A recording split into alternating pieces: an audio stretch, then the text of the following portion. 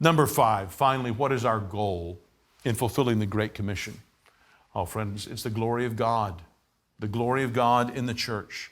Christ identifies with the church. He understands and presents the church as his body. That's why when Paul is converted on the road to Damascus, Christ says to him, "Why do you persecute me?" Christ, we read in Colossians 1, is the head of the church. Ephesians 3, the church is the realm in which Christ's power should bring him glory. Christ identifies with his church. His church reflects his love.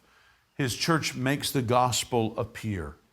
That's why John can write in 1 John 4:20 that to claim to love God without loving your neighbor makes your claim ring hollow.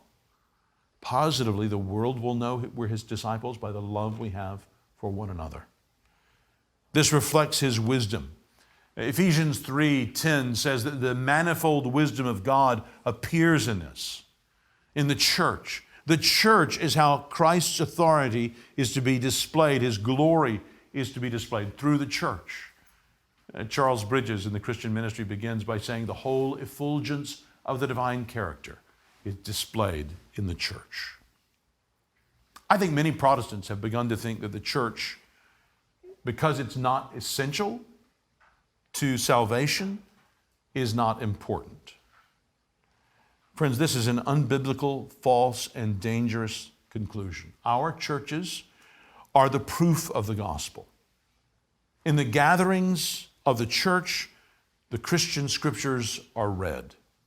In the ordinances of the church, the work of Christ is depicted.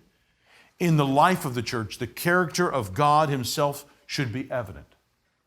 A church seriously compromised in character would seem to give the lie to the gospel as being of any use at all. The church is important because it's tied to the good news itself.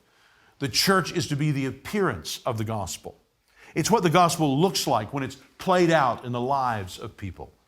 Take away the local church, and you take away the visible manifestation of the gospel in the world. Christians in churches then are called to practice display evangelism, and the world will witness the reign of God begun in a community of people made in his image and reborn by his Spirit. So Christians, not just as individuals, but as God's people bound together in local churches with people they know and who know them, we are the clearest picture that the world will have of who God is and of what his will for them is. So the local church is where the authority of Christ is exercised. The local church is where disciples are made and are baptized in the name of the Father and of the Son and of the Holy Spirit. The local church is where Christians are taught to obey everything Christ has commanded us. To this end, Christ has promised us his Spirit until he returns. So we see that church planting is the normal business of the local church. And we see that the Great Commission is normally fulfilled through healthy local churches helping to plant other healthy local churches. That's how we'll work to fulfill the Great Commission.